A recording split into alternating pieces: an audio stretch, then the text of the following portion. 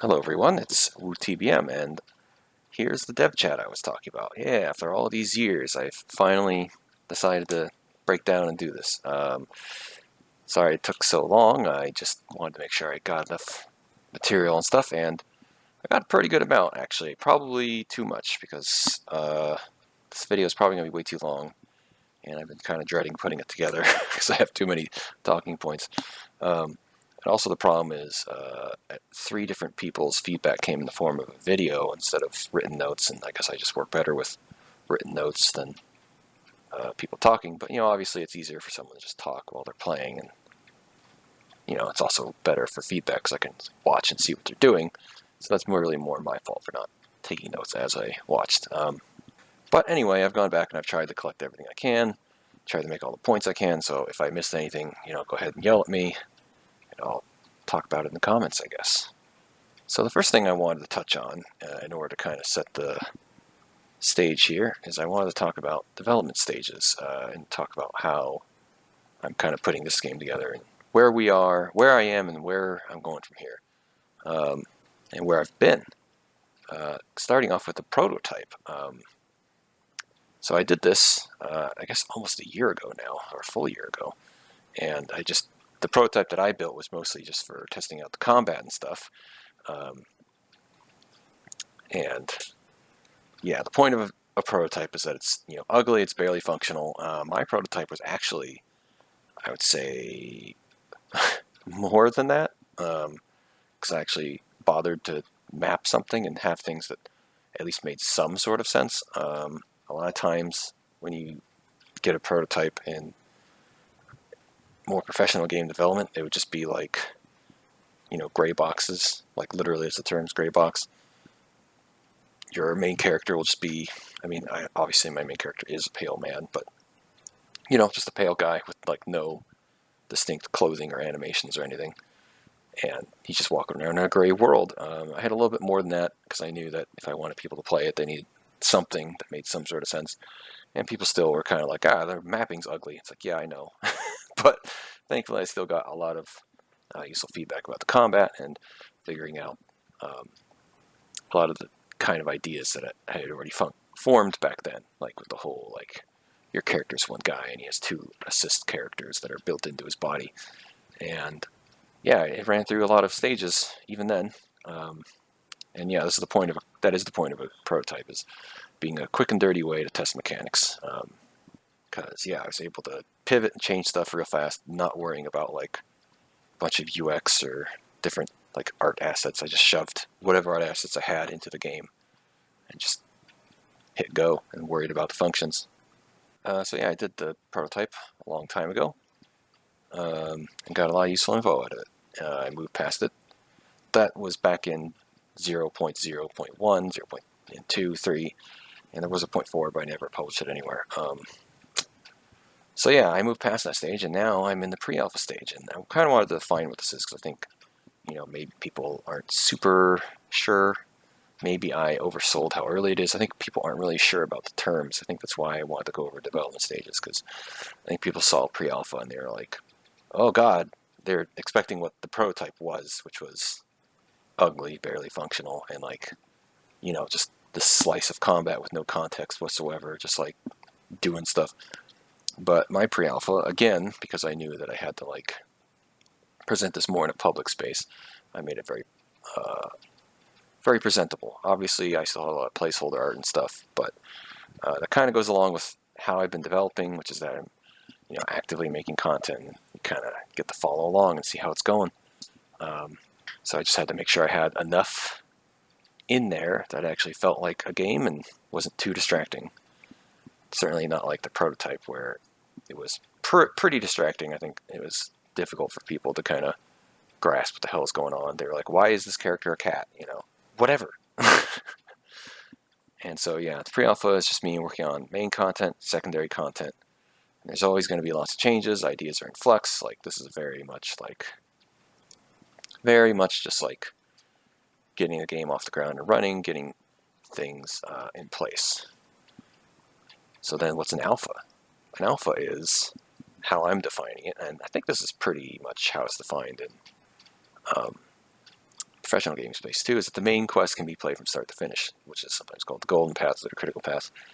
And for me, it's again probably not going to be like you'd see in like a internal development, like an internal build on a game that isn't public facing. You'd still see a lot of gray boxing and like broken animations and stuff, because they're really putting an asterisk next to this can be played from start to finish, where it's like, okay, you can literally get your character to the end and it'll play the credits or whatever, but it'll probably be terrible in a lot of ways and unfinished. For me, obviously, since I'm have this, whenever I cut this public facing stuff, it needs to actually look like a quest and have actual written dialogue and have actual like art assets and stuff. So it's not going to be that ugly. I don't think I have any more placeholders that I'll need other than this opening intro stuff. So, I mean, some stuff might get put in, and I might change it later because I don't like the way it looks. Like, I'm probably going to change the main character's look again. I'll talk about that in a bullet point later on. And so, yeah, the other part of alpha is that secondary content still needs work, because the main goal of alpha, when you finish alpha, is that this is what's done, right? When you get into alpha, sorry. And so this is what you're working on primarily. This is more like kind of polished and stuff. So this is what defines alpha, is that you can do this. And yeah, like I said, polished stuff. So it actually starts to look more like a game here. It's like, oh my god, you can actually play the build. You can actually play this game. And so it's kind of funny, because nowadays we've seen game versions pop up for various games, like, I don't know, Duke Nukem or whatever, where it's like they have these versions of the game where it's like, oh my god, the game is playable, and it's probably in like some alpha or pre-alpha state. Because yeah, that is what game dev is. It's like the game is playable to some extent, depending on where you are in development, but until you finish those stages, it's going to look ugly. It's going to look like that, because those aren't public facing. Being a public facing demo, it's obviously not as much leniency, because people will complain and be like, your game looks terrible, make a bad impression. And, you got to make a good impression, because unfortunately, even though, you can say work in progress all you want, it'll still make a bad impression. So, so what is beta then? Secondary content's done. Main bug fixing run. Main polish. So beta is like, basically the game is, it's done, quote unquote. And this is where we kind of get into hot water if we're, because some places might have deadlines and stuff. They might not do a full beta phase where they just rush it out. But yeah, this is where, this happens too. And this is probably where more people will be more interested in the game, probably, especially if I've been around talking about this game and built up enough interest. So I expect some people will probably not want to play the demos here, or maybe even here, but here's where you'll be most interested, because it will actually feel like a full game. Oh yeah, something I failed to mention was pre-alpha and build numbering. You may have noticed the pre-alpha build was version 0.1.3 for the first one, and now it's up to 0.6. Obviously I'm on 0.7, which I haven't published because I'm just working on stuff. And my plan is that each one of those number increases in the middle, so 0.2, when that comes out as 0.2, that'll be the second zone is done. So depending on how many zones I have, I might cut the amount I have. You might see this number go up to like 0.15 or something, which is, always weird, but whatever. That's how version numbers work. I was actually researching recently the original Fallout, and I read a comment that said the original Fallout is only 12 locations, 5 of which are dungeons. And so that made me go, oh, okay. Because I have kind of had this question of like, do I have enough zones? Do I have too many? So I might cut a few. Because as I've said, and I know Nautical has said, like, finish your game, like, don't overscope, and that's the important thing. So we'll see how that goes. We'll see what version I get up to, and each time you see that big number increase, you can count on there being another zone with another dungeon, perhaps. Not all zones I plan to have a dungeon in, but a lot of them will. So let's talk about the overall thoughts first off, kind of before I get into the meat of this.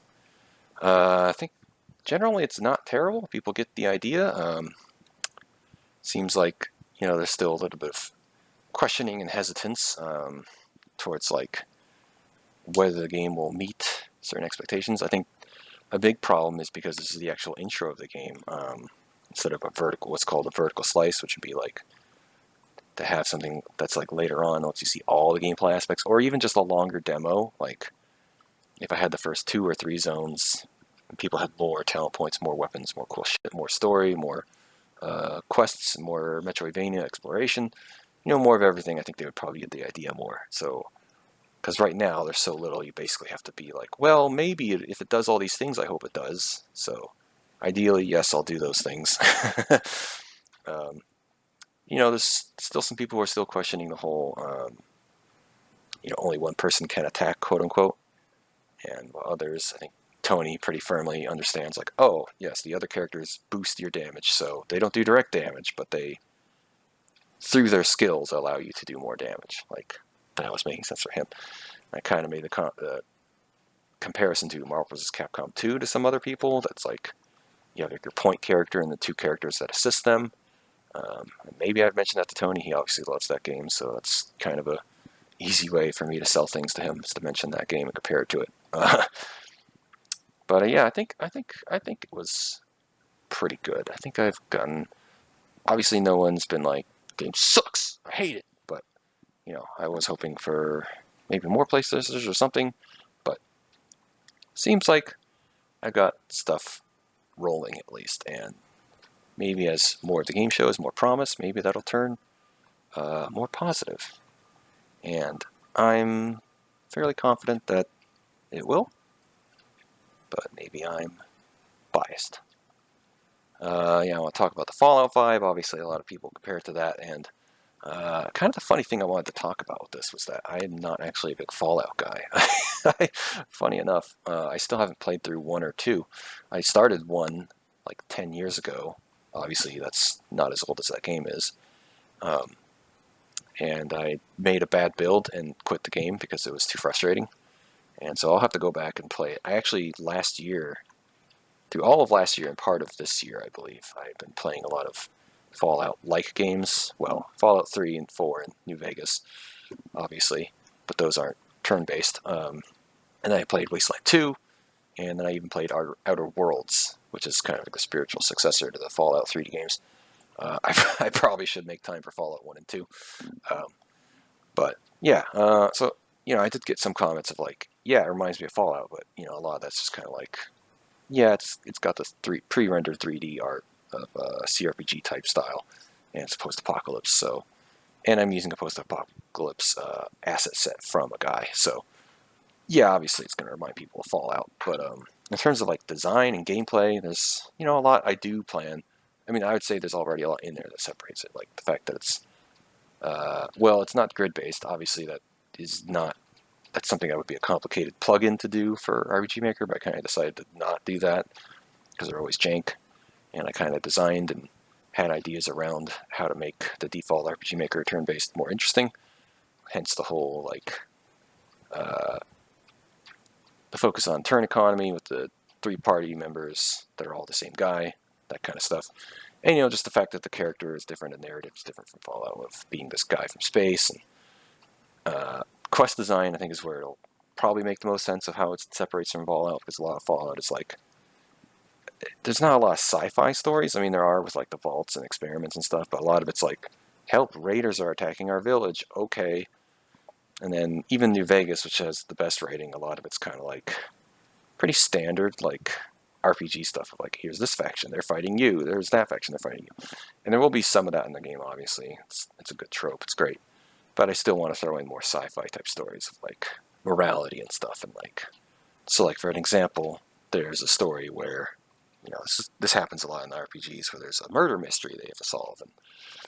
And instead of the usual typical way of where they try to actually make, a decent murder mystery, it'll be really easy because your computer is able to scan things and figure out things scientifically and prove,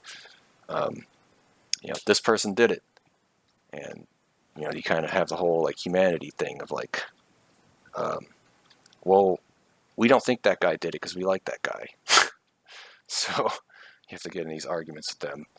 And then you have to pass down your judgment as like this arbiter from the stars. And then there's like, obviously, there'll be a quest that's like the main namesake where people think you're a messiah and a church forms around you, and then there's like a rival cult that tries to take you out because it doesn't like that you're claiming to be the chosen one when he's like, I'm the chosen one. And, arguing with the factions about like what's important for humanity. Because one side believes like humans, because they're more mutated, they believe that they should evolve and become this new species, while the other faction believes more in using technology and scouring technology to adapt humans, as we have always done throughout the ages, to be able to live in this new, terrible world. So anyway, I don't think I really proved my point very well there, but, there's going to be a lot of quests, and they're not just going to be, like, there's raiders, fight them. Obviously, a lot of the game will just be, like, exploring and fighting crazy people, but, that'll be less story-driven and more just exploration-driven. Yeah, I want to talk about the game being kind of humorous, to a certain degree.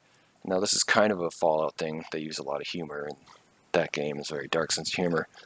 I don't necessarily aim for, like, jokes or anything like that, but I do have this notion of, like, the game's setting is so depressing, but my philosophy is, like, games are supposed to be fun, so in order to kind of, like, combat making the game too depressing and too much of a down note to play, there's going to be, like, humorous kind of, like, notes, hard cuts and people being surprised, and the whole opening with, like, he wakes up and he's in the middle of nowhere and he's like, I don't know how to do anything, like, and the whole, like, the first attack you do does 99,999 damage and vaporizes them so hard that they leave a scorch mark. Like, I thought that was pretty funny. I mean, it's not obviously not a joke, but to me that's funny. Like, just insane, overpowered, just shock humor kind of. And, there's kind of that notion of just stuff being a little quirky and a little weird to kind of keep it more human and less depressing. I'll talk about this later, that there's a vendor you meet. A guy's name is Jim with a G, and the way he speaks is very odd and stuff. But again, it's not going to be super like, you will laugh at my humor or anything like that. It's just a little strange, little weird. Obviously you get a taste of that with the two goons in the game right now saying weird stuff, because I intentionally made the future lingo goofy because in my opinion it's like really hard to make future lingo that actually works. So I just said screw it and just lean into making it sound weird and alien, because that also helps the whole funny vibe. If they are just like using words like jerp ass robot.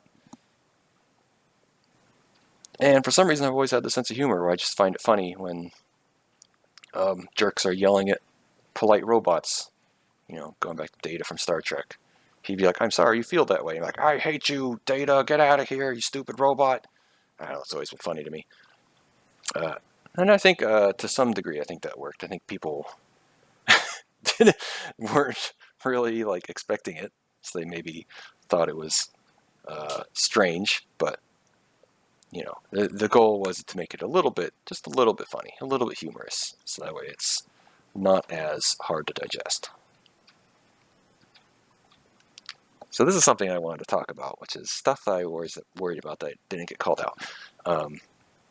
So in the process of doing these play tests, and I kind of wanted to put this video together as a way to like showcase like how I process feedback, right?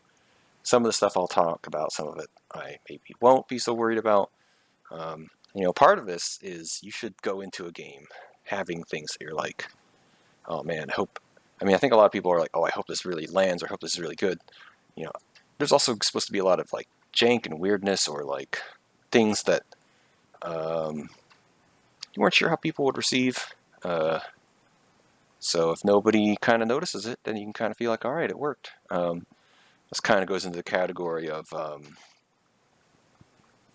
sometimes the hardest things are things that like nobody talks about, right? Like, if nobody notices it, then you did your job correctly, right? You ever heard that expression? So this is kind of where that kind of goes into. So yeah, I guess I'm self-conscious about my mapping. I'm not really a guy that's ever been big on mapping, and I've always kind of noticed that I struggle with it. And there's definitely certain parts of the maps that I thought were like, oh god, like, I feel like this looks terrible. And no one really seemed to hate it too much. I think I heard one person, Mr. Orc, was like kind of not impressed, but overall it seems like it was okay. I think I got carried by this asset pack and parallax mapping, kind of wowing people over a bit. But, you know, one of my playtesters is not an RPG Maker person, not counting Tony, and he seemed like he thought it was okay, so I guess I'll give that a thumbs up. I do hope I get better as time goes on, and my plan is to go back and redo this first map when I am done with a lot of other zones, because I'll feel like I'll be more experienced, and maybe I'll look back on it and be like, oh, this early map sucks. And there's actually more AIR in the game than I let on. I'm not sure if people not commenting on this is just because they just assumed that, like, oh, this will be replaced, or if they just don't want to be like mean and keep nitpicking all the art. But yeah, some of it didn't get any notice, and I assume that means it looks okay, or at least does its job to the point where it's not distracting. Yeah, I had this concern that I kind of named the three people you first meet, Dewey, Mig, and Tall. I was worried that, you know, these are all silly names. Mig, I kind of came up with. I just was thinking about fighter jets for some reason. So I was thinking of I think it's a Russian fighter jet, the Mig, which you'd see in like Top Gun. It's like the Russians are flying that, and like the Americans are flying F-16s or F-14s or whatever. So I just had that name in my mind. It's also close to Mick. I thought that sounds like a human name, because I had this idea of like human names being like, you see it all the time, where the spelling of a name changes over time, and people just come up with weird shit. They're just like, yeah, this is Tiffany with 2 eyes or something, you know, like, who knows, and 1 F. So I kind of put that in there too. That's where Dewey comes from. So I was hoping people wouldn't think that's also some sort of weird racial thing, just like Mig, which it's not. Dewey, for some reason, I was rewatching Friends last year, you know, that normie show.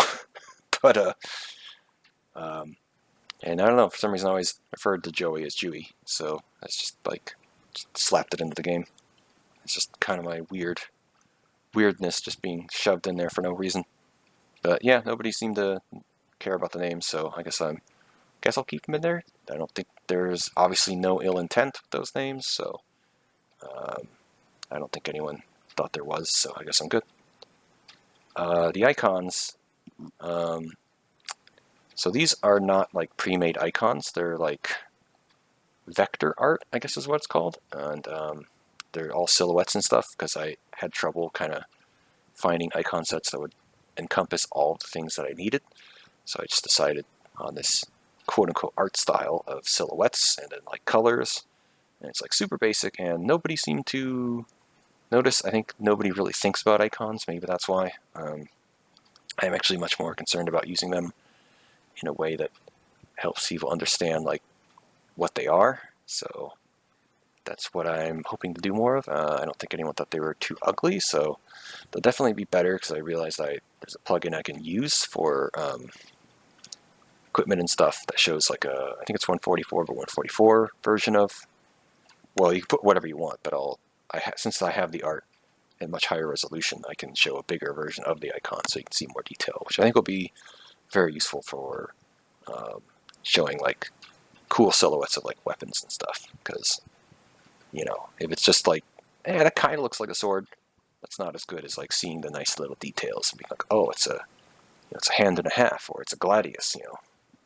or something weird, or, you know, a polearm. I know that's you know, I have very little in terms of like art to make people feel like they're equipping something, so I think it'll be good to have that.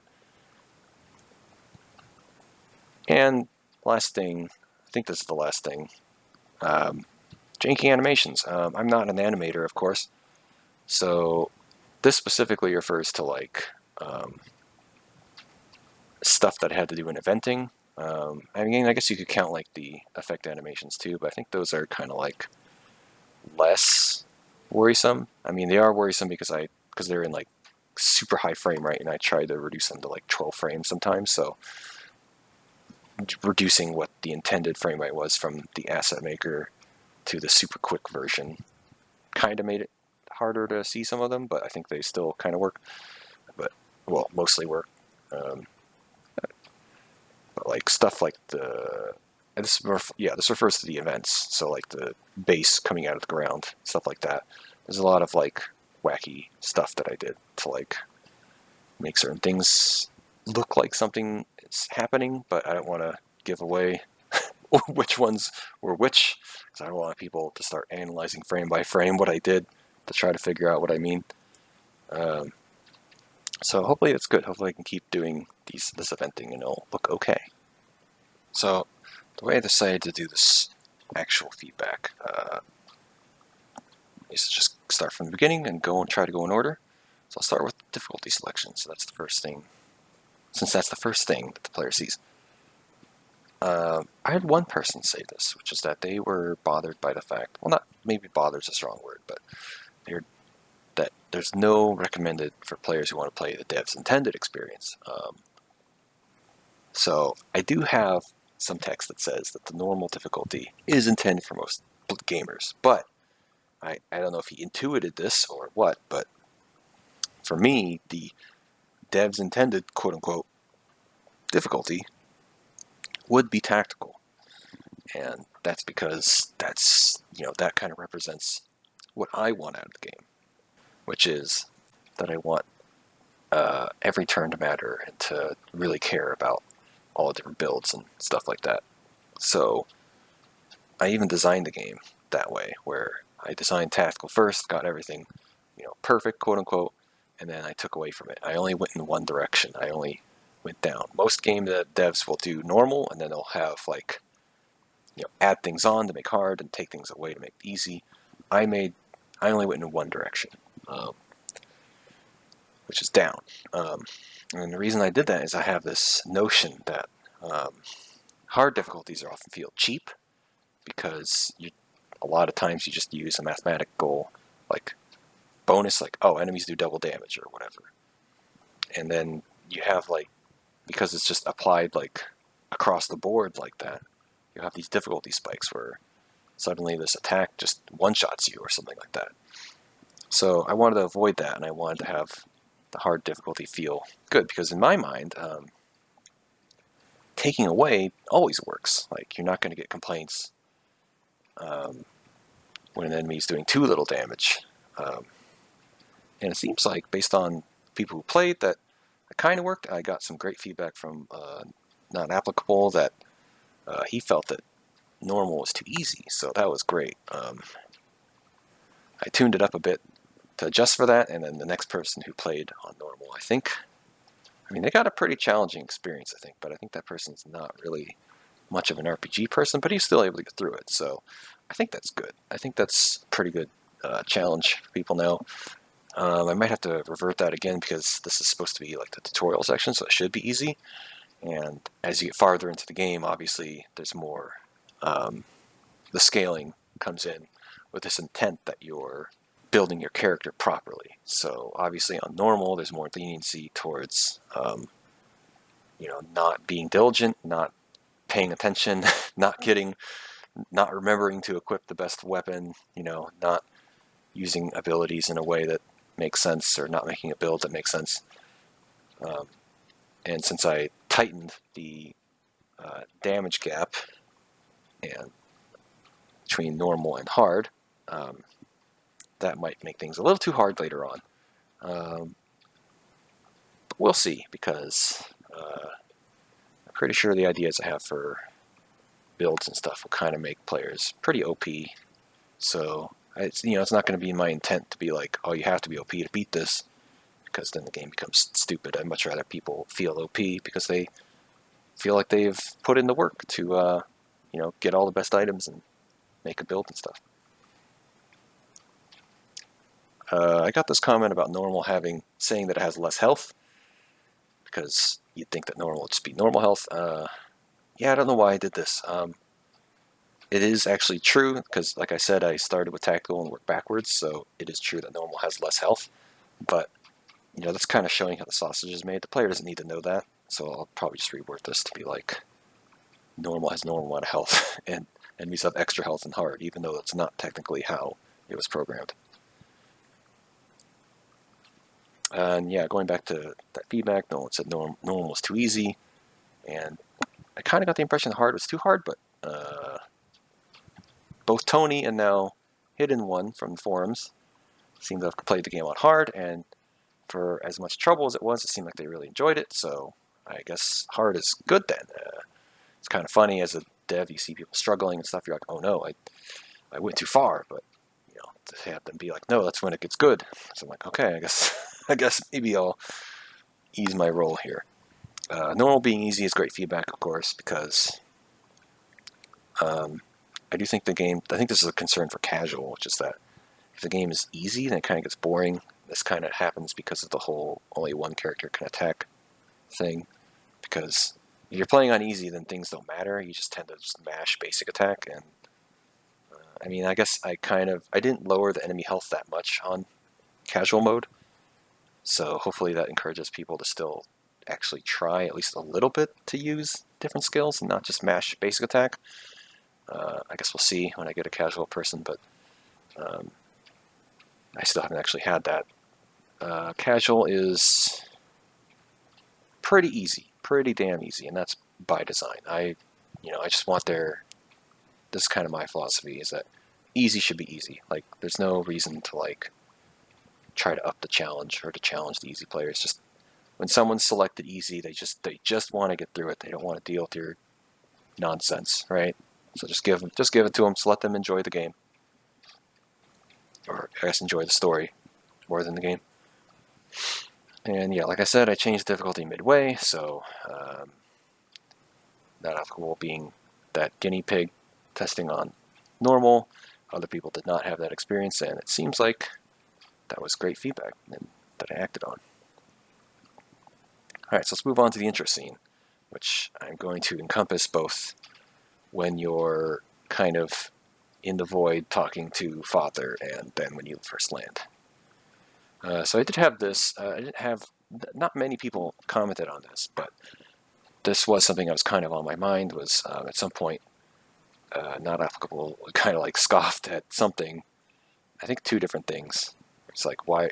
And the attitude is kind of it seems superfluous to show me this. And the reason why he experienced that, I'm sure, is because I had this idea of I need to have as many visuals as possible so to keep up the variety. And I probably went too far, probably had conjured up some things that weren't really necessary, especially since they either don't need explaining, or it's not going to be something that ever comes up again, because it's background lore that you're never going to be able to learn about because you're stuck on Earth. So I might just trim those out. So we'll see how that goes.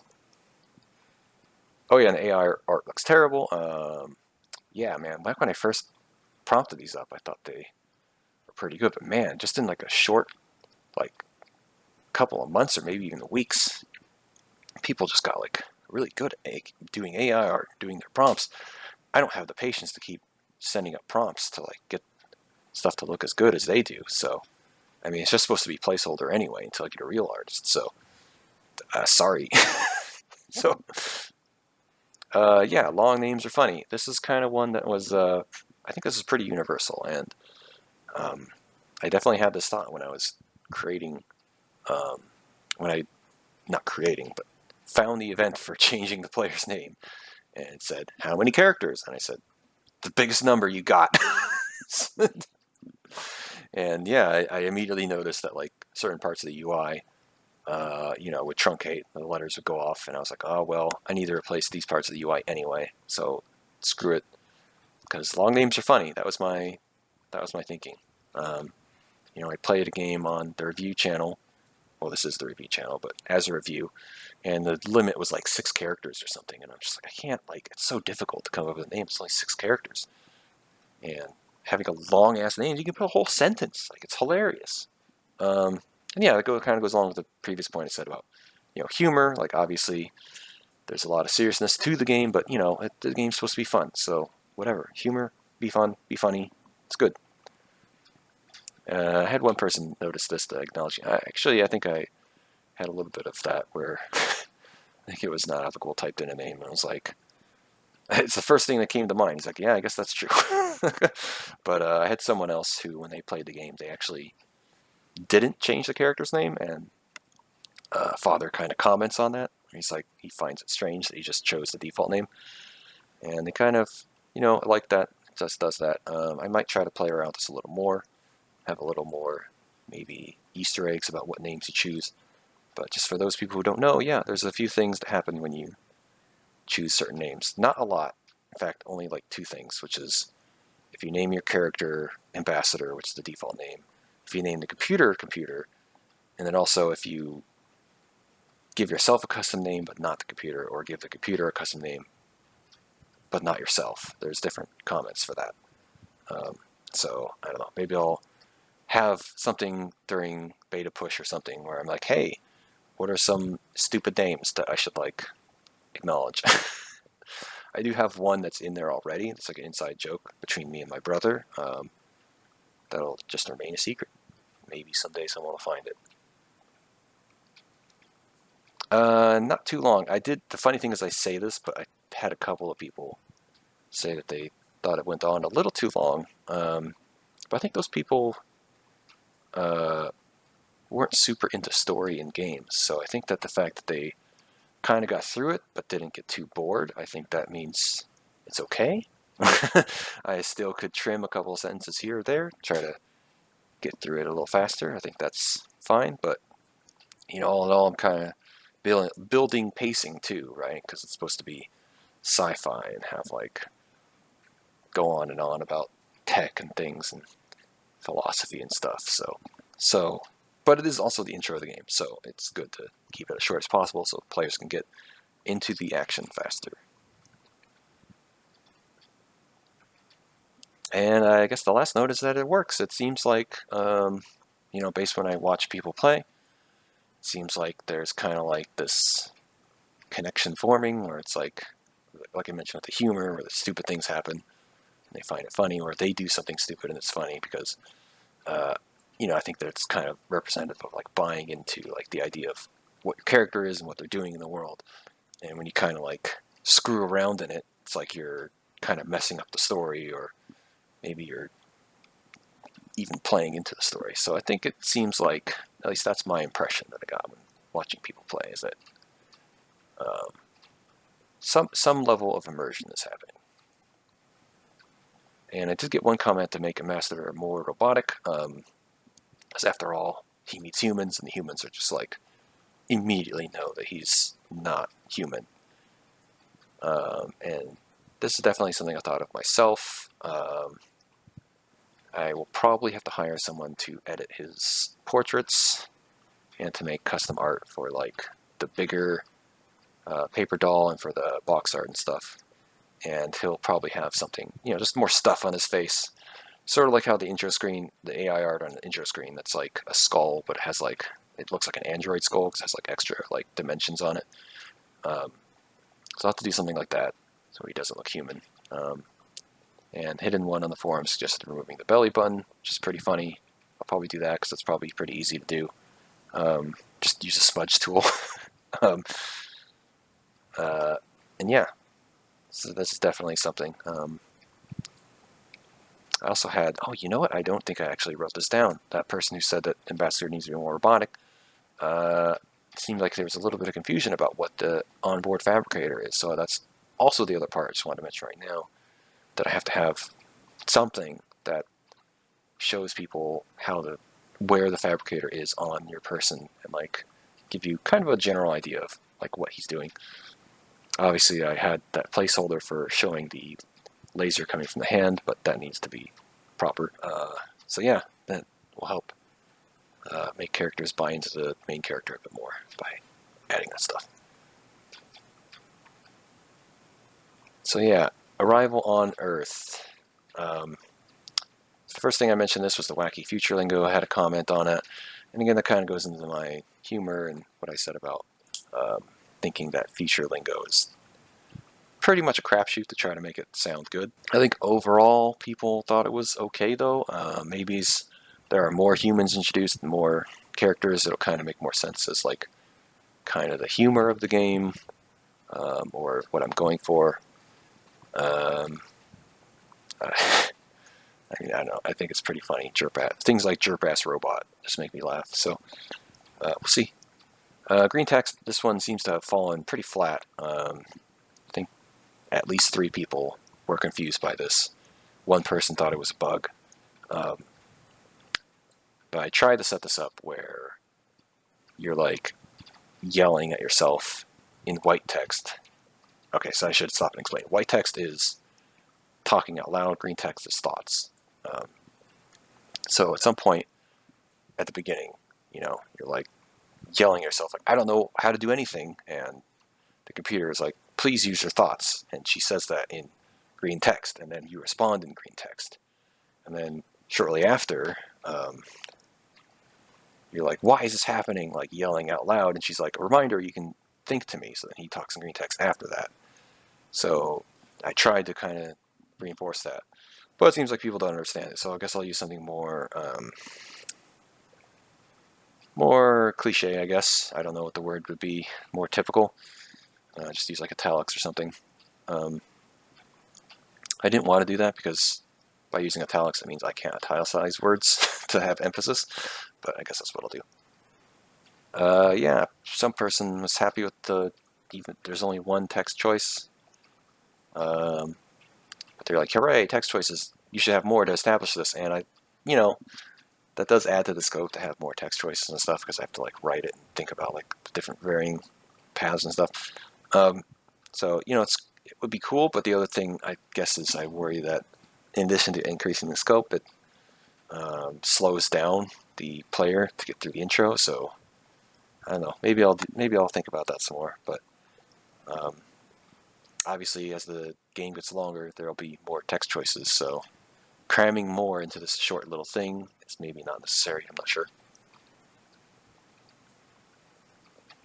And this is actually a note, I think, just for me. I don't think anyone necessarily commented on this, but I think that's this kind of where I see people, feeling like they want to skip the text a little faster. And this is my own personal thought as well, where when you're in the base, it's just kind of like, it's very exposition, very like, oh, here's how you get your sword, here's how this, here's that. And it's like, this is definitely the place where I'm like, some stuff needs to be cut because there's not really any drama or like character things happening.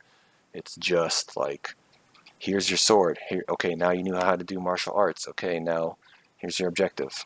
So I'll have to figure out how to trim this part down. At least that's my feeling. Combat. Find opening needs clarity. So across the board, find opening has been a huge problem.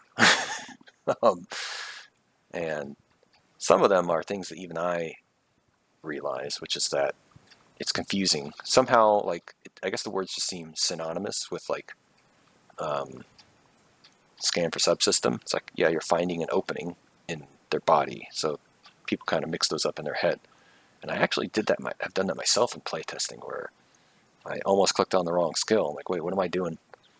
But more importantly, even when people do use the right skill, they don't ever seem to think to use it with stronger melee attacks. They always just use it with the base one. And, it's a little disappointing. So I think the problem is it's just not clear what you can and can't do. So what I've done is this. I've changed the name of it to Optimize Melee Approach. That should hopefully separate it from Find Opening and Scan for Subsystem. Change the icon to this fist with an up arrow so it's more visually clear to what it does. And I've changed this description here where I have these icons now. So that way you have this visual connection because this is something I want to do a lot more of in the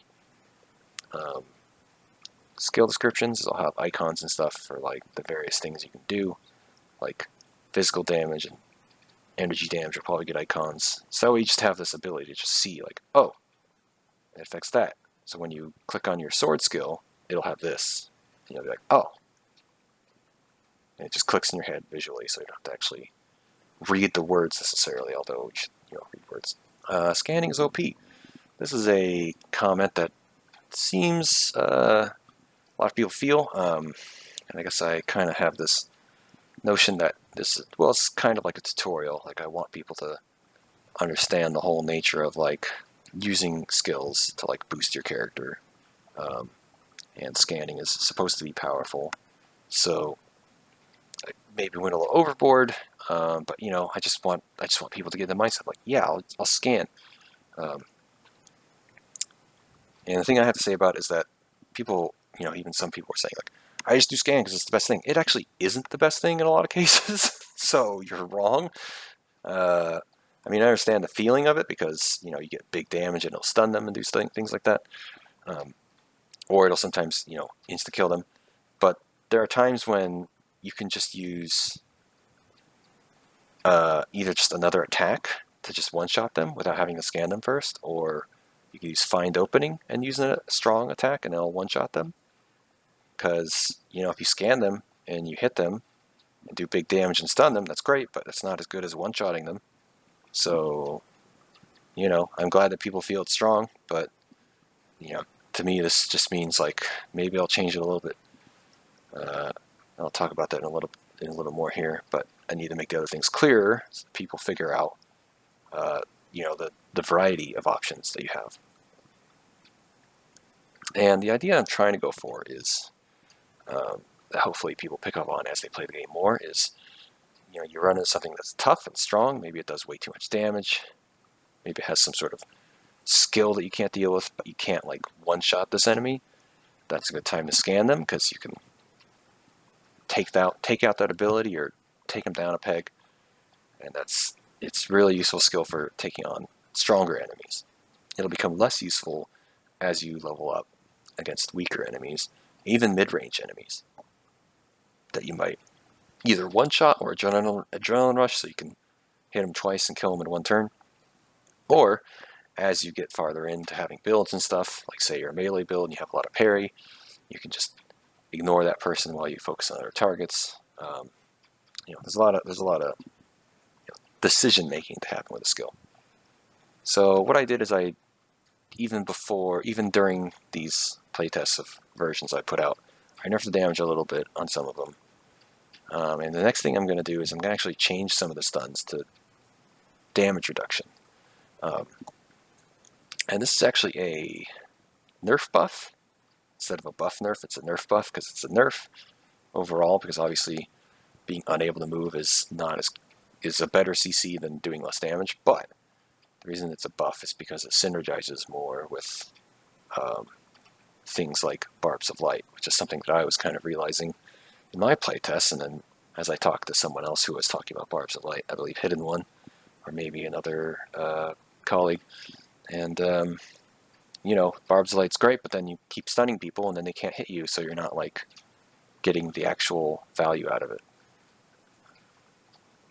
And just in general, I need to add more outcomes, which is just kind of a thing. It needs to be more creative, because I didn't really get comments about this, but I definitely think like there needs to be some more stuff that can happen. So one of the things that'll happen in the future is cover. Like imagine there's an enemy standing on top of high ground, but there's like a weak support beam you can take out and it'll knock him onto the ground. Or that police guy, this is what I should have done for the police zombie, because he has the armor. Attacking him should remove that 30% damage reduction. But for that to work, I need to do more of the sprite changing that I did for the malignant zombie, where you damage them and then the armor isn't on them anymore. And yeah, I've had lots of changes already. Like as the playtest went on, I implemented a lot of changes, and it's really improved the game, I think. So the BTAC is the shotgun, quote unquote. It's not. Well, I had one person who kept calling it a shotgun, and he was confused by like why doesn't it have like a spray of pellets. So this is kind of a real world thing, which is that it's a beanbag launcher. And he is correct though, because in the real world, these are usually just shotguns that have been either modified or they just already have like a mode that can fire these special rounds that are non-lethal.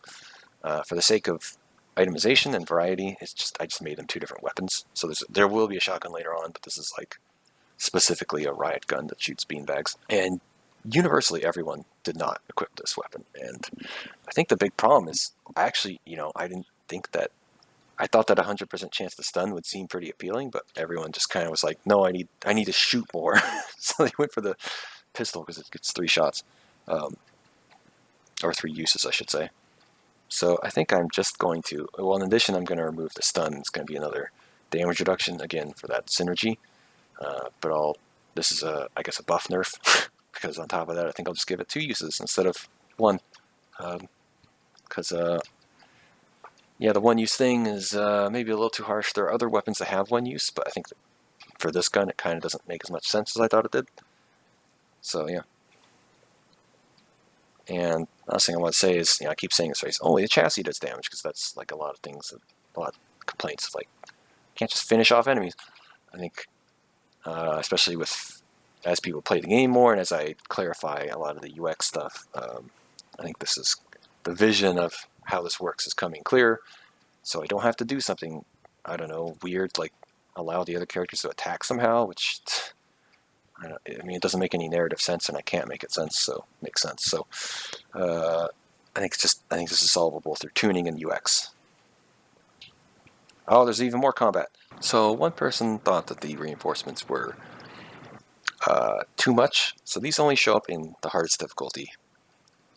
It only happened a couple times, and I kind of wanted to make it happen more because I wanted to kind of make people feel like they never know when reinforcements are going to happen. It's not actually random, so if you were to play through the game a second time, you could predict this stuff if you, I don't know, were a speedrunner or something and memorizing routes. So it's not random, so you can always predict it and plan for it if you had already played the game. But obviously, if you're playing the game for the first time, you have no idea. And that's kind of the point, because the whole reason I implemented this feature was I found the most hardcore players would kind of solve the combat, and that would kind of make them fall into this like routine that was kind of boring.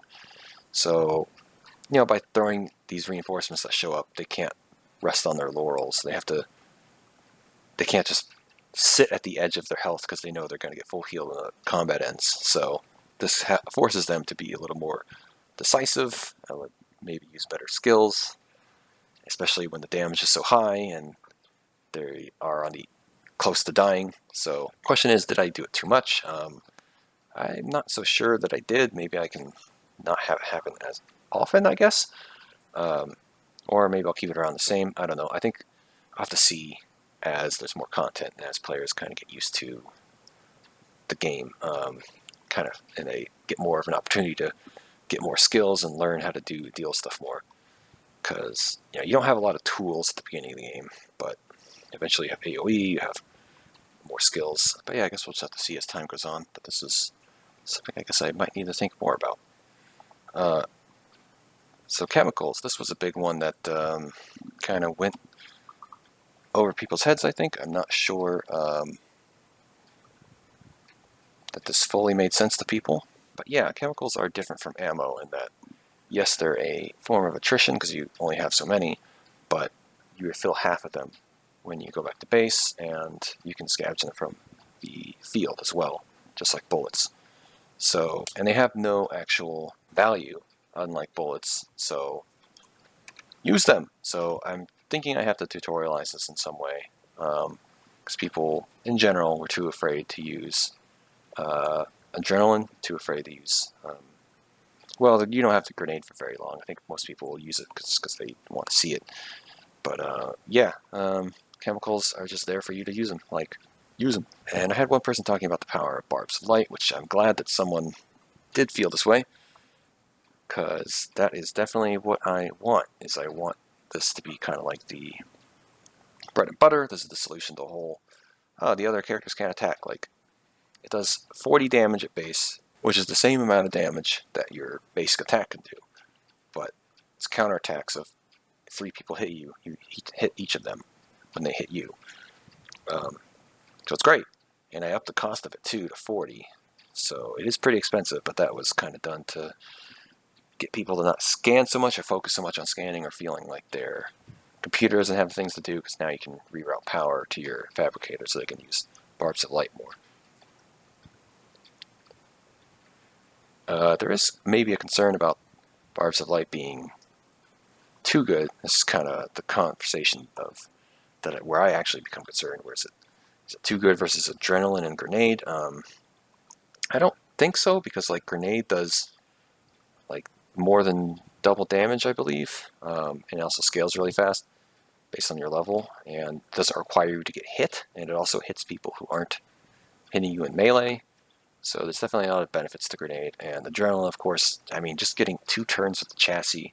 Chassis has, the best attacks in the game, so I think that's always going to make sense. I think that'll depend on when players get better items, so it's like they want to use the chassis more, so like when you get a machine gun, you can machine gun twice in the same round. That's a lot of damage.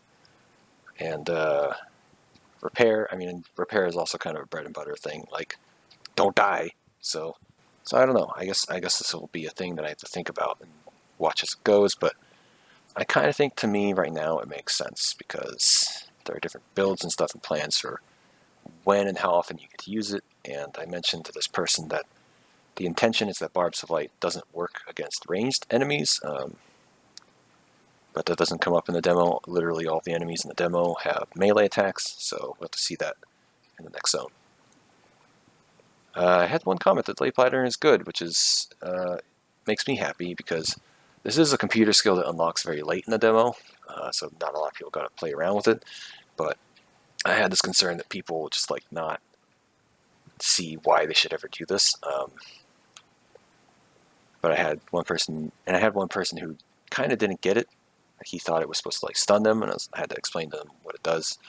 But yeah, this is kind of a freebie. It moves them to the end of the turn. So on those times, you'll have a fast enemy like the grappler zombie who goes first. He sends you to the end of the turn, but because the computer always goes first because it's the fastest thing, she can delay pattern on him, so that he goes last, so that his ability to slow down the chassis does nothing because the turn will be over. So, and just in general, there's a lot of time. There'll be times in the future where enemies go first before the chassis, but you can't necessarily one-shot them, or you can't do this or that. So it's just good to send them to the back of the line so you don't have to worry about their nonsense.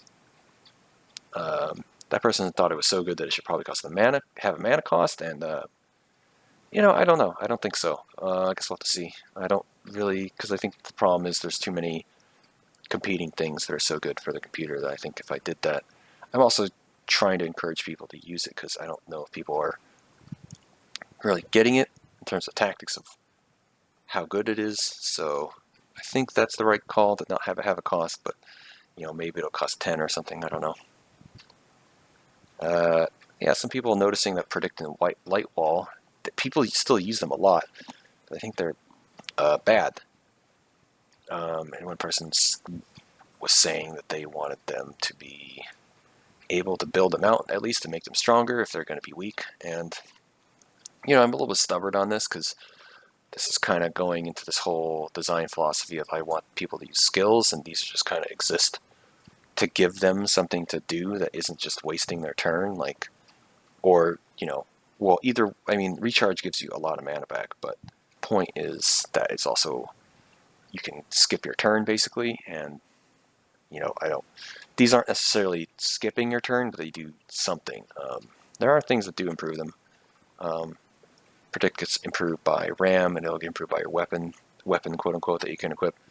And Light Wall gets improved by weapon as well. I might introduce a program to improve Light Wall that you can equip in the program slot, which is not in the demo, but that's just kind of my design philosophy, is that they should be bad. I've actually nerfed them into the ground because people are using them way too much back in the combat prototype. So, I want you to use the cool abilities. I don't want you to just spam default attack. I might also solve this by having a change to how the UI flows, where these get put into their own category of skills called basic skills or basics, something like that. So maybe that'll discourage people enough on its own because it's within a submenu. But we'll see. Alright, now let's move on to the dreaded UX. So the first thing on the docket was who is attacking. Now, this is something that I've since tried to address. This is a big problem with using front-facing, especially. It's trying to figure out which enemy is actually attacking. A lot of people can solve this by using action sequencing. If they're using side view, you can see the enemy. You can have the enemy move to the person that they're attacking in order to fully understand. So this is a little confusing in front view. I introduced a little bit of action sequencing where people who aren't attacking will dim, and the person that is attacking will stay opaque. I have kind of sped up the combat just a little bit, so it can be a little confusing, especially if multiple enemies take turns in a row. So hopefully that helps a little bit. I do kind of intend to keep the pace pretty fast, so that way it kind of keeps the combat fatigue a little low. So we'll see how this goes. Where are states coming from? This one kind of should probably be a sub-bullet point from the first one, but I did address this by figuring out how to animate for when an attack actually connects. It'll then play a secondary animation, so like a poison will have a little poison animation, or the grapple will have a little time slow animation. That'll hopefully clarify what's going on as it happens. Aside from that, the big thing will be states, and states go on your character, and you can still mouse over those, so hopefully people learn to do that as they play the game. This is a big one that I actually struggled with myself, and I don't know why I didn't do this before. I guess it's compounded by the fact that so many, moves in the game don't do direct damage, so you don't select the enemy directly. So I've definitely fixed this by just having health bar show at all times, so that helps a lot, because it's very important for the player to plan out their turns, to decide who they can finish off, and such. And then there's this one, have to mouse over the state to see the text. This person wanted to be able to just push a button to have them all pop open. And actually I really agree with this, and the big reason why I agree with this is because there's no way for the controller players to currently interact with the state pop-ups. So if I want to get controller support back on, I have to implement something like this. And this is also just useful for people who want to play with like a keyboard and don't want to touch the mouse. I think that's valid. So I'll have to get that work. Probably have to commission a programmer of some sort to help me with that, because I have no idea. What does killing a subsystem do? Some people struggle with this. I don't know how better to explain this. Maybe I need to have some kind of tutorial, but I don't know. Because it seems kind of obvious to me, because they have a state on top of them when they spawn, and you just mouse over the state, and it tells you what that subsystem does when you attack it. So it's already in the game. It's already a thing. The question is, do I need to tutorialize it further to tell people, like, hey, like just mouse over it. Just like you can mouse over any state. They have a state that's visible right there. Just mouse over it. What do basic attack and recharge do? So this is a common problem, because these don't do the default JRPG things of being basic attack and guard, like most games. So this one, again, I mentioned before that I was thinking of, I guess ideally it would just be, I just want the skill info to show. That's not my choice. That's just how RPG Maker works. I would prefer it still show the skill info. And this is obviously even bigger when it comes to weapons, because equipping different melee weapons changes the melee weapon attack and changes the damage and does all sorts of things. So yeah, I definitely want the skill to show as like a reminder. So, because like as I said, you're supposed to plan out your attacks and stuff, and if you can't see how much damage your attack can do, you don't know if you're going to kill the person or not. And this is also, at least in the early game, confusing for Light Wall and Predict, because you don't know what they do. And Recharge as well is in the same boat, but obviously you can figure those out.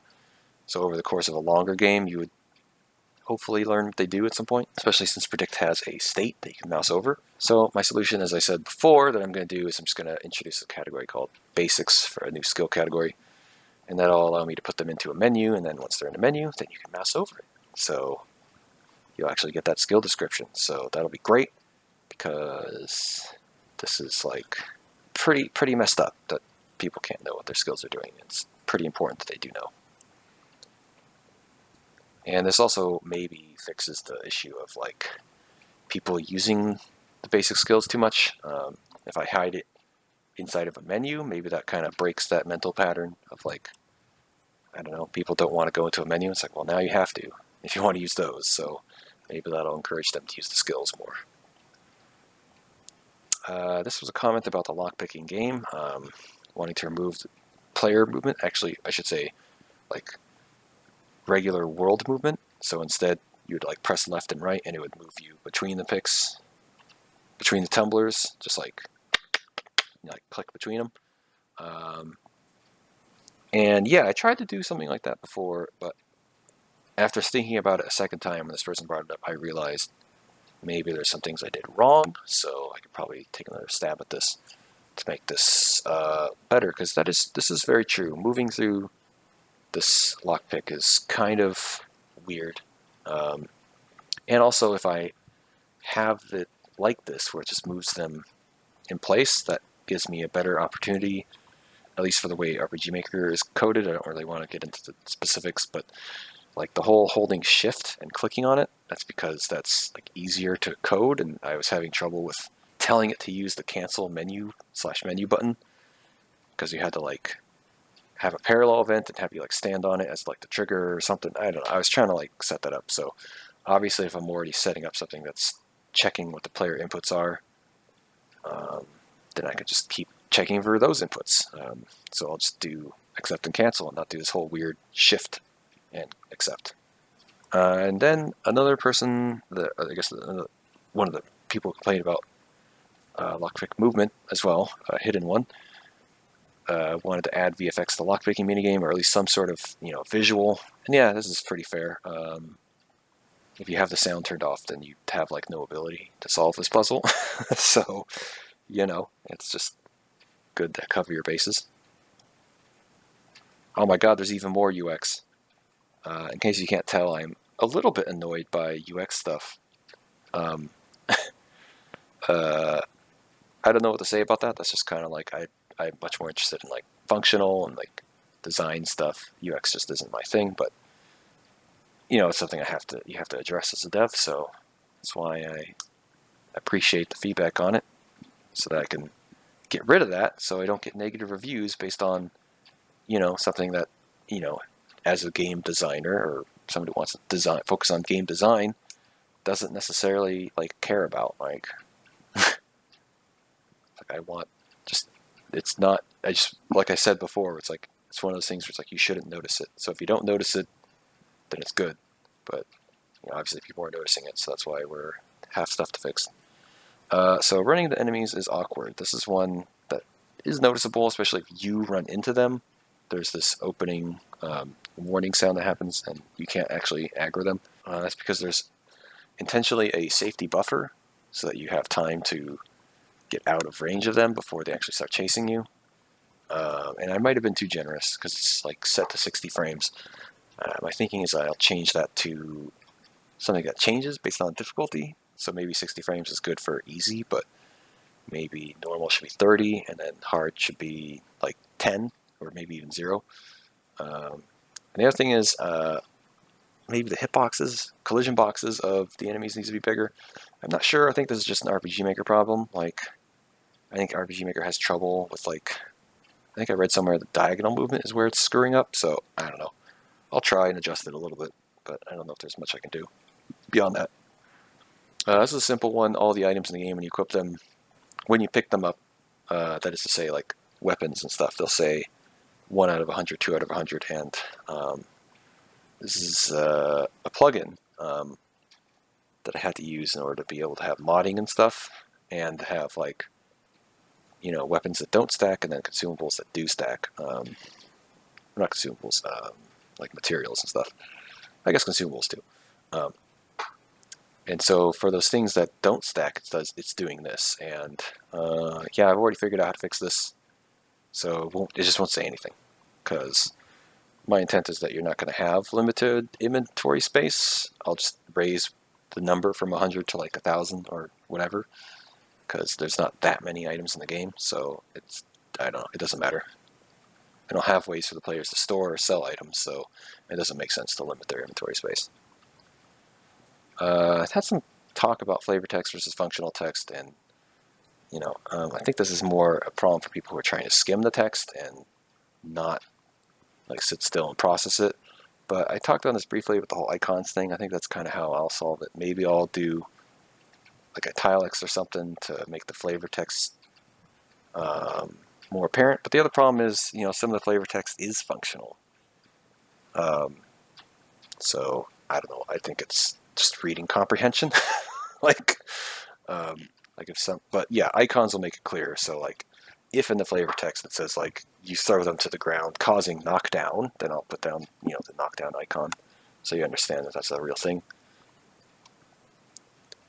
Physicality, parry. So physicality is a weird word that I gave, and the reason why I chose a weird word is because for a couple of reasons. The first is that I didn't want to call it strength, or something similar to that, because I didn't want to have people think that it increases your melee damage, because it doesn't. But at the same time, I wanted to have it feel like strength, because I had this idea of having skill checks in the game. I've kind of decided not to do that now, so now all it's going to do is give you parry. So I was like, I'll just call it parry. Maybe in the future, I hope I can have parry and then like deflect or something for like bullets. So it's clear, and then maybe I can change the text from saying miss to parry, and then when it's a ranged attack, it'll say deflect. But we'll see. Because, yeah, the main thing is I don't think people are fully understanding melee weapons give you parry. Yeah. Equip versus inventory. I've had a couple people be a little bit confused on this. I think two main things I'll do. So there's a tooltip that says equip the item. I guess I'll capitalize equip because that's like a video game thing to do, right? Capitalize the thing that's like a thing that it's referencing, even though it's not a proper noun. And maybe I'll change the word inventory to something else that's just like stuff, so people don't think they need to go into their inventory and equip stuff. Another suggestion I had was to switch it so that equip comes up first before inventory. Maybe that's a good idea, I don't know. But yeah, people were going to their inventory to try to equip things, and I mean, I wish that worked anyway, but it doesn't. I mean, this is pretty minor, I think. I think it's like, eventually you figure out that equip is the one you're looking for, so I could potentially do nothing about this, and I think it would be fine, but maybe I'll do something about it. Party members not in order of turn. I only had one person comment on this, I think, and this is something I've kind of thought about a lot, so maybe this is confirmation bias on my part, but I have figured out how to fix this so that they'll show up in the order that they take turns in, and that will be much better flow. As you notice, the way the game works now is that chassis is listed first, but he doesn't go first. Computer always goes first. So I figured out how to fix this. I don't know what my hang-up was before, because it seems kind of obvious, but so now the next time I put out a build, it should be that you'll see the computer listed first, so that way it doesn't jump from place to place. There's a couple other considerations I have to do to make this work. I might actually make repair only function on the chassis, because before you could heal other party members, but I think that'll make balance sense to only have heal chassis, because otherwise because he's the only one that takes damage 99% of the time, so I don't want the players to have to actually constantly click on him. But it is kind of a nerf to repair to not allow it to repair the other party members, but I think it'll be okay. I'll have to see about how I tune enemies. But overall, I think this will be a good improvement to help people understand the flow of combat. And so I think it's support. And the last section is just stuff I didn't really know where to put. I mean, kind of some of these qualify into the other categories, but whatever. I just kind of put them in random comments. Animations don't sell the impact. I had this one come from Simple Gaming, Mr. Orc. I think this kind of just comes from a different perspective on how each of us does animations. If you ever played one of his games, especially as you get in, as noticing his Herald Jam game, which I assume his next game will be similar to. The animations are very long and very, very cool. My problem is I feel like you kind of get tired of seeing them after 30 minutes. So if it's a long game, like 8 hours, then it's like you'll really get tired of them. And I've gone the opposite route where I've made them very short so that you can not feel the fatigue of using them over and over again. And he had some other comments that are like, add screen shake, and I'm just like, no, flat out no, I'm not adding screen shake. I know it's a very useful tool for selling the impact of something, but I mean, I wish I could just shake the enemy, but I can't figure out how to do that with Fly's action sequencer, because for some reason that feature turns off when it's front view. But screen shake, no. I have this thing where I hate screen shake, and I don't want to make the player feel like they're having a seizure just to get across that a big impact has happened. And you don't really want to do this if it's not a huge move anyway. Like, not every move should be so huge that it causes impact. This will probably make a little more sense as you get more items more into the game. Like later on in the game, there's like railguns and miniguns, and obviously those will have bigger, longer animations, bigger impact than just a little 387 pistol or punching someone with a baton. So I don't want to make everything obnoxiously loud. So sorry, it's not how I'm doing it. Music is kind of a funny thing. Not applicable. Offered to give me a song, which is very incredibly nice of him. I don't know if I expressed how nice that is of him. This is kind of a weird thing. I've had a couple of compliments, even going back to the combo prototype, about the music choices, specifically the main title, which I guess is good because they're just stock assets, though. They're just stock music, royalty-free stock music. I actually got from one of the DLC packs, RPG Maker. So I guess that's good because it kind of shows that maybe I can pick songs that are appropriate for the right mood or whatever. And maybe I'll keep doing that. And if that's the case, then yeah, I'll probably hit up Nolan, use his song somewhere. But my big overscope plan, if I have the opportunity to, is I would like to get back into writing music again. The big reason I don't want to do that, other than ballooning the scope, is that I haven't written anything in like 20 years, and even then I remember not being happy with the results of my own writing. So maybe I'll not do that. But I guess the reason I want to do that is that I have these weird ideas about what I want to do for music, where it's like neoclassical industrial metal. I don't know, is what I was thinking. Something a little unusual. So I don't know if the piece I was shown would fit into that mold of this weird mold of futuristic but also old-timey stuff, arpeggios and crazy weirdness. But there's not really music like that out there in terms of stock music, so if I wanted that, I'd have to do it myself, as far as I know. I had one person comment that the game starts at full screen. I don't like that. To this, I guess I'll just have to put a reminder somewhere that you can take the game out of full screen by pressing, I think it's F4, maybe it's F5, one of the two. Otherwise, I don't know, too bad. I'm trying to make it feel like a modern game, and modern games start in full screen. It does properly. It's not actually full screen, right? Because you can still see your other monitor if you have dual monitor. So, I don't know. It's just what games are supposed to do. So, as I've often said, I'm trying to make it feel like a real game, not RPG Maker crap. So sue me for trying to be legit, I guess. I don't know. Menu suck. This probably should have gone into UX, but there's definitely a lot of comments about the menu sucking and flow of them and having to click too many times. This is kind of like RPG Maker's default stuff, and I really want to get rid of this as much as possible. I think the most noticeable one that people didn't even really play with that much was the objectives menu, which is the Yanfly quest mod. There's a lot of unnecessary clicking.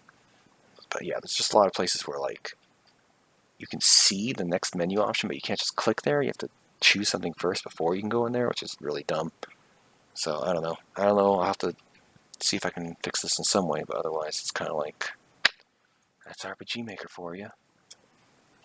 This is actually a really good comment, which is that this person wanted more rewards from defeating enemies, so they feel like there's more reason. I might have to lean more into just having more XP come from monsters than from quests or something. Because I already do have a lot of, weapon rewards and stuff, but I don't know that I can really jam too much in there. You will get things like bullets eventually, and the other crafting materials, but I don't think that's as exciting as like getting an actual weapon. That will happen sometimes, for like special boss fights and stuff, but for trash fights, I think that's what this is about. I just have to make sure that XP, I think, is worthwhile enough. But yeah, there'll be...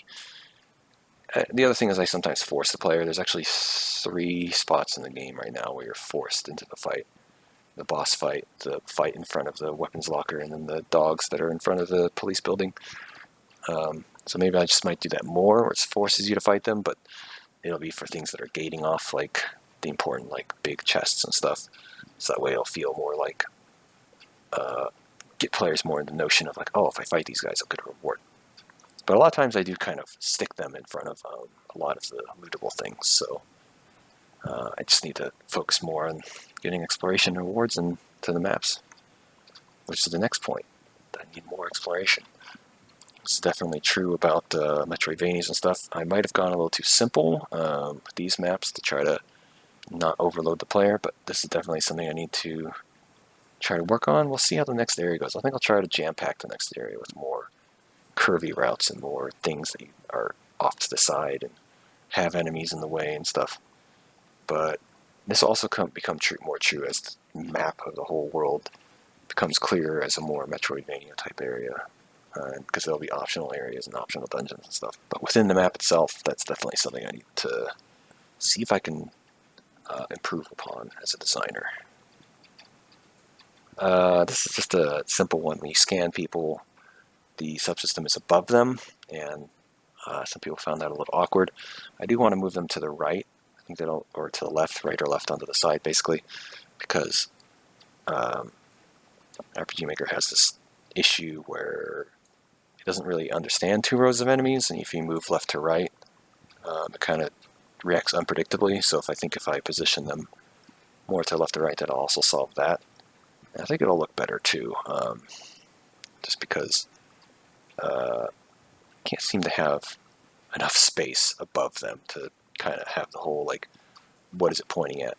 And then I'll talk a little bit about spoilers for what's coming in the next demo and in the future. Next area will have more humans, so there'll be more diplomacy combat, so you can finally get into that. That'll give you your first taste of morality system, where the game will yell at you for killing people, and you have to think like, geez, I could have talked my way out of that. And there'll be more like choices to reflect that too when you actually talk to people in events.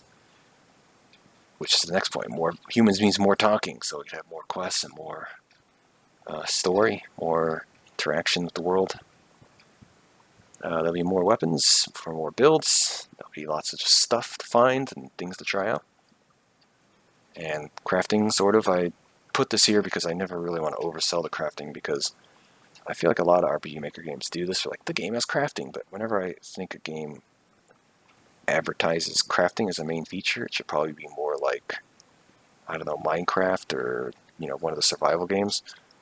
Like, this is really just a progression system with, like, special currencies. And that's kind of what mine is too, where it's like, some of your items just come from this other source. It's not like you have to build a boat or build a base or anything like that. So it's not crafting in that sense. It's just some extra buttons you need to press to get this upgrade. But even on top of that, this next zone probably won't have a lot. It'll probably only be like a mod recipe for guns, which is, cool, but or a program. I'll have to see. I think I actually changed my plans for when I give programs and when I give mods for like unlocking things. And there'll be a vendor, which will introduce the concept that the bullets are money, which is an important concept to get across to people. And that's where I'll stick a lot of different rewards too, so I can kind of not have to worry about dumping so many into the world. And I think that's all I have for now. I just want to say a couple of things at the end here. I probably won't do a dev chat like this again for a long while, because I don't really plan on doing another feedback like this where I gather from a lot of people. Probably do it, you can expect it in like, I don't know, version 5 or 6 once I have a lot of zones. I think it'll be more meaningful to wait to space them out a lot. Maybe even later than that, maybe even version 0.8. And the other thing is, I forgot to mention, like, part of why I wanted to do this was kind of show, like, how I deal with taking feedback and dealing with feedback, and, to kind of be, I guess, a little transparent in the process and what my thinking is. A lot of devs, I feel like, maybe struggle with this or don't know how to go about it, so maybe this will be kind of an inspiration to people to deal with the comments they receive about their game. Maybe I wouldn't consider, I mean, I guess, I don't know, I don't think I have that tough of a skin, but I feel like none of the stuff was that tough on me, so it's pretty easy in terms of my ego. So maybe some of you who are maybe a little newer, have a little rougher projects, you'll get comments that are just like, I hate this, or, people being mean, or maybe you're on my review show and I'm mean. So yeah, that's probably tougher. I had a much easier time than that, but it's all about improving and getting there, and regardless of how tough the feedback is, the point is you have to learn how to deal with it. So I just wanted to show that off, and also kind of show the process of how to think through feedback, I guess, because I think some people maybe get a little too, I think this is mostly from players, but maybe some devs buy into this too, where they just eat up all the feedback they get. And I don't know, I think we've seen a lot of games where it's like, oh, they listen to the players, and it's like, so, I mean, players, they have great feedback like this, and obviously I got a lot of great feedback, but the average player isn't a designer, they're just a person, and, a designer, the creative person, should be the person making these decisions. And I think that listening to feedback too much is how you get kind of these AAA projects where they're too bland and trying to please to everyone too much. So, hopefully it came across like I was taking everyone's feedback seriously. But when I push back a little bit, it's because, I have this notion that, like, as a designer, you should have a vision, you should have an idea of what you want. And, sometimes suggestions kind of don't mesh with that idea, and you have to kind of push for it in order to make it happen. And that's up to you to find that balance, and hopefully, with adjusting some things, you can help players to see what your vision is. And hopefully I will achieve that too. All right, I think that's going to be it for me. Thanks for sticking around. I'll see you guys next time.